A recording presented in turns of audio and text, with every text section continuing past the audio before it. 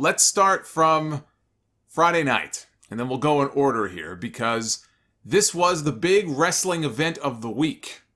People were counting down. They couldn't wait for the day to end on Friday.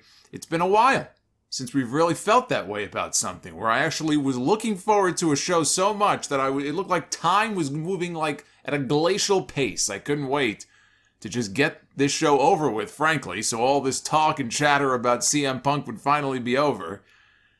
But finally, we got to Rampage on Friday night at the United Center before the largest crowd in AEW history, nearly 15,000 fans, which they will break 4 weeks from today at Arthur Ashe. If you're Tony Khan, you know that you've delivered a home run when even Jim Cornette cannot find a bad word to say about what you did, and says that he doesn't think he's ever heard a crowd reaction like that in his life. And there were some people who were saying, oh, you're overrating it, Solomonster. I mean, Jim Cornette, not exactly the biggest AEW fan in the world. He's been around for a few moments in his day, and even he was struggling to come up with a moment like this in front of a crowd that was this electric. And the way that AEW handled this was perfect. They didn't try to swerve us. They didn't try to be cute. They didn't send somebody out there to Punk's music as a heel to get heel heat. That would have been the wrong move to make. Yes, it would have been very amusing for many of you to see that, but it would have been the wrong move for AEW to make. You had a major return of a name who has not been around in 7 years. And the first time his music hits, you know that crowd is going to come unglued. You do not waste that moment by then having them turn around and boo, and then you send the guy out there, but now maybe the reaction isn't quite as strong because they're not sure if he's really going to come out this time. You don't play around. Sometimes the easiest thing to do, just give the people what they want. And in this case, that is what Tony Khan and AEW did. Show went on the air. They introduced the announcers. They brought Jim Ross in for the festivities to join the announce booth, which again had 4 people, which I will continue to maintain is too many. You do not need 4 voices in the booth. But they played Cult of Personality, and the place erupted. And out comes CM Punk. This was a reaction like I have not seen in a very long time. This is one of the all-time reactions to a return or a debut.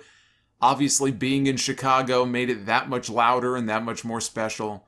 It's why they booked that building in the first place. This was tremendous. And Punk came out, he soaked it all in, he got in the ring. And just some quick highlights here from the promo. I have a full review of all of this. It is up on the YouTube channel. I did push the audio out to the feed as well. But we'll give the cliff notes here. But he came out and he said that for 7 years, he has heard the crowd chanting his name. And he says that if he ever disappointed anybody for the decisions that he made in the past and stepping away the way that he did, he understands how people might be upset. But he was not going to let himself stay in a place that was destroying him physically and emotionally. I was never going to get healthy if I stayed in the same place that got me sick in the first place. And I know some people say, well, why is he knocking WWE? He had a lot of success and he made a lot of money. He did. Punk became a big star in WWE. He was WWE champion for over a year. He met his wife in WWE. But you have to understand that towards the end there, he was absolutely miserable. And he looked unhealthy. You go back and you see the fucking bags under his eyes and just the way he looked. Then we found out about the staph infection, all of that. Right? I don't need to get into that story. The doctor cuts into it and the pus goes flying. Hopefully, I'll spare you the gory details if you're having lunch or dinner right now. The man was in a bad place. The relationship between the two sides did not end on good terms. And then they fired him on his wedding day. So you can understand that he might not have a lot of really warm, fuzzy feelings towards WWE. He didn't dwell on it. If this was going to turn into just the Bash WWE promo and he was going to go on and keep cracking jokes, I would have had an issue with that. But you know what? You have to acknowledge it. You can't come out here after 7 years and pretend that all of that didn't happen, because that is part and parcel of why he disappeared in the first place. He had to acknowledge it. He did. And he moved on. He didn't hurl insults. He said, I was never going to get healthy if I stayed in that place. He talked about Ring of Honor. He said that he cried, which he did. His last match, his last day in Ring of Honor, he had tears coming down his face.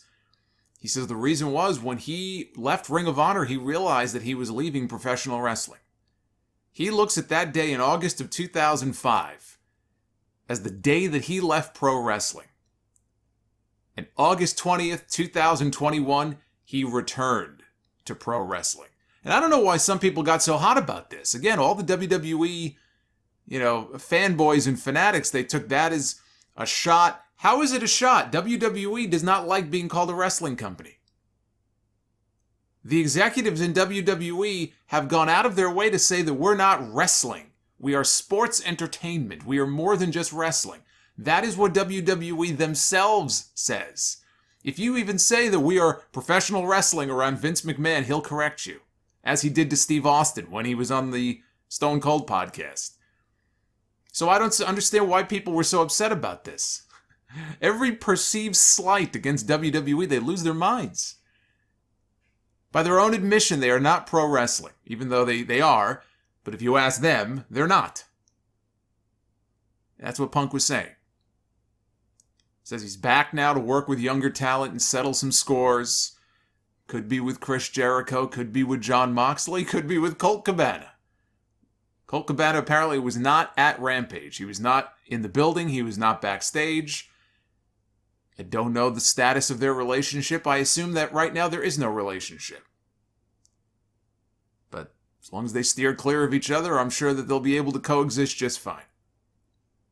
But he did exactly what I expected.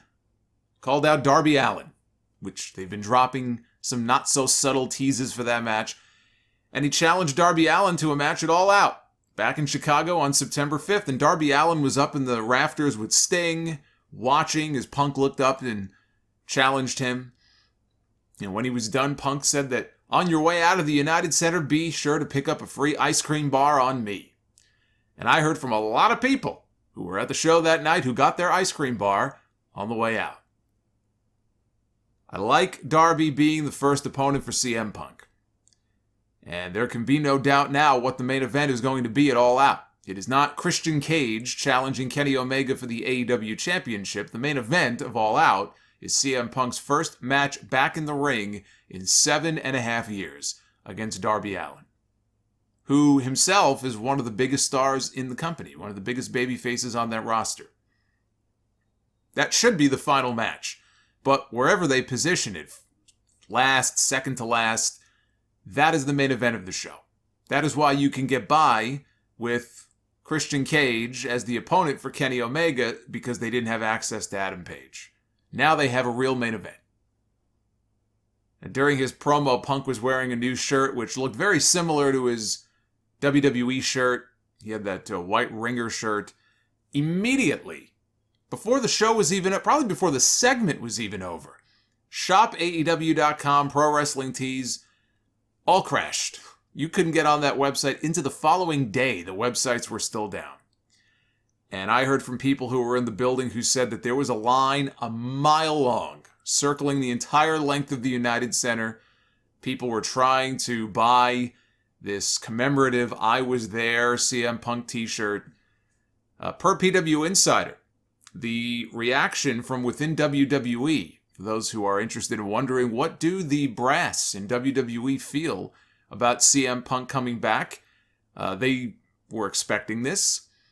They heard from some in the company who were very dismissive of the debut. Even though they had not seen the segment at that point, they were very dismissive of it. It's not a big deal. We don't care. But then there were others who felt that they completely missed out by not having that moment for themselves and repairing that bridge with Punk and bringing him back in. And as I've said, if WWE wanted to get CM Punk back, I believe they could have had CM Punk. I don't think that bridge was irreparably damaged. I think if they wanted to get down on bended knee and make amends with CM Punk for their past sins, as he sees it, and just say whatever they felt they needed to say to make him feel good, if they thought it was best for business, and they could make a lot of money with him, they could have had CM Punk.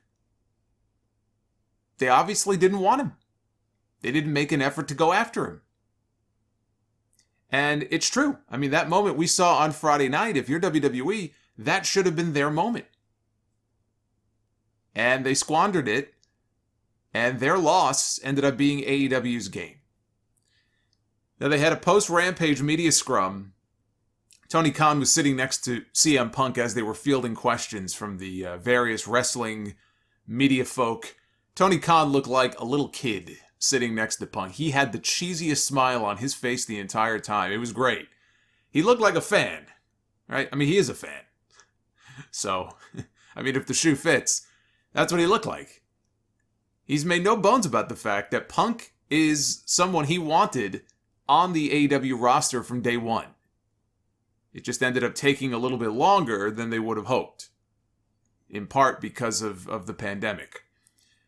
Punk would not talk about the details of his contract. He would not talk about how long the contract is for, neither would Tony Khan.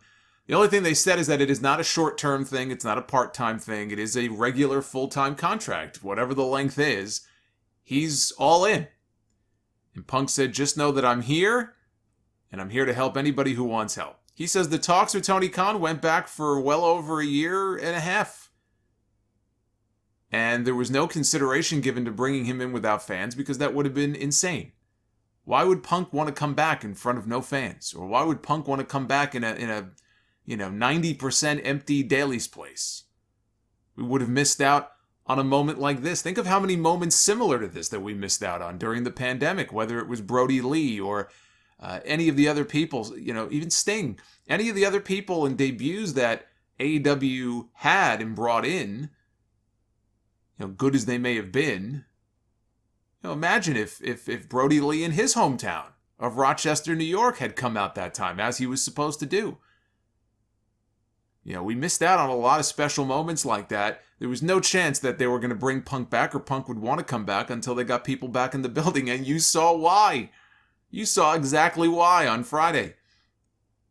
You only get one. That's really all you get. When you're gone for 7 years, that will never happen again for CM Punk. He is not going to disappear for another 7 years, and at the age of 51, he's going to come back and have a big moment like that. So you only get one moment like that in your career. He was not going to squander that. Punk said he's sure that he's going to do a little bit of everything, wrestling, commentary, whatever they want him to do. His deal does allow him to continue doing MMA commentary and other outside projects and movies. He wants to end up in the old Terry Funk role, where he ends up becoming the veteran who helps others and works with young guys and tries to help put other people over, and that's the role he envisions for himself. He said from the moment the original ECW died, he's heard of people who were going to start running a new promotion and we've got a lot of money behind it. And of course, most wrestlers rightfully are very skeptical of that. You hear stories like that all the time. Oh, this is going to be the next big thing, or we're going to be bigger than WWE, and we've got a financial backer. So he was skeptical when this whole AEW thing first started, but he and Tony Khan were talking for an extended period of time, and the more he got to know him, the more he got to respect him and understand exactly how serious he really is. And the thing that he pointed out, he singled out this event as far as AEW is concerned and wanting to be part of this locker room. He mentioned Brody Lee and the fact that when Brody Lee got sick, his wife spoke to the locker room and asked them not to share the details of what was wrong. She wanted it to be kept private. And if that were any other wrestling locker room, and he didn't specifically say WWE, he was kind of alluding to that. WWE is a very big company with a lot of people in it. He said if it was any other company, that shit would have been on the internet within a day. Or less than 24 hours. That stuff would have been leaked online somewhere. And that was not the case with AEW. Everybody respected her wishes. They all worked together to keep this a secret as long as they could. And nothing leaked before he passed away. And that was something that he took note of as far as the kind of locker room that they have put together here in AEW. So he listed a bunch of names: the Young Bucks, Kenny Omega, Ricky Starks, Will Hobbs, Jungle Boy, Jon Moxley, as possible future opponents. He says, who knows who might join the company soon? Wink, wink. He said it was Tony Khan's idea for his first program to be with Darby Allin. And as far as the possibility of stepping through the forbidden door, Punk, he did not really give a straight answer. He says, I'm an AEW guy. But he also joked that if Tony Khan wanted him to go work the G1, they could talk about it. That's something I honestly had not given any thought to. The possibility of maybe next year CM Punk in the G1 Climax. That would be interesting. So anyway, I thought that they hit a home run on Friday. The rest of the show was very I thought the tag team match on the show was good, but honestly, the rest of the show was completely forgettable. Just a total nothing burger. It was all about Punk.